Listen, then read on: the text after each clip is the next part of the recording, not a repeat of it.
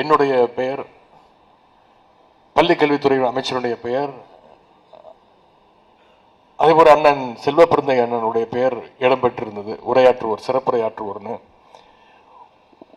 நானும் பள்ளிக்கல்வித்துறை அமைச்சர்களும் அவர்களும் உள்ளே வரும்பொழுது அண்ணன் செல்வப்பிரந்தை அவர்கள் இல்லை, வேறொரு முன்னாடி வந்துட்டு ஒரு அவசர அழைப்புக்காக திரும்பி வந்து விடுகிறேன் என்று சொல்லிவிட்டு சென்றிருந்தார். அதன் பிறகு ஒவ்வொருத்தராக பேச ஆரம்பிச்சிட்டோம். கடைசி வரைக்கும் இவர் வரமாட்டார் போல இருக்கு. இவர் வருவாரா மாட்டாரா நிகழ்ச்சிக்கு? பத்திரிகை நண்பர்கள்லாம் தலைப்புகள்லாம் ரெடி பண்ணி, உதயநிதி அப்செட், செல்வ பெருந்தகை ஆப்சென்ட்,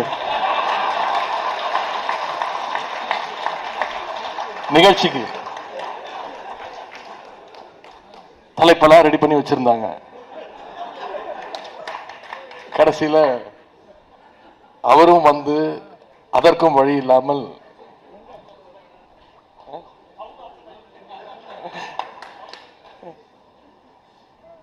அவர் குறிப்பிட்டது போல நிச்சயம் அண்ணன் செல்வப்பிரந்தை அவர்களும் சரி, அந்த இயக்கமும் சரி, கரெக்டான நேரத்தில் எங்க வரணுமோ போனாதானே வர முடியும்.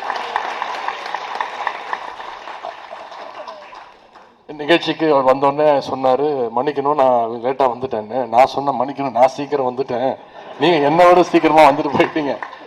இருந்தாலும் கரெக்டான நேரத்திற்கு வந்துட்டீங்க. நீங்க வர்ற அந்த 5 நிமிஷத்தை எங்களுடைய மாவட்ட செயலாளர் மேனேஜ் பண்ணிட்டாரு. அவருக்கு தான் இருக்கிறதுல மிகப்பெரிய சவால். இருந்தாலும் வந்ததற்கு சரியான நேரத்திற்கு அவர் வந்து விட்டார்.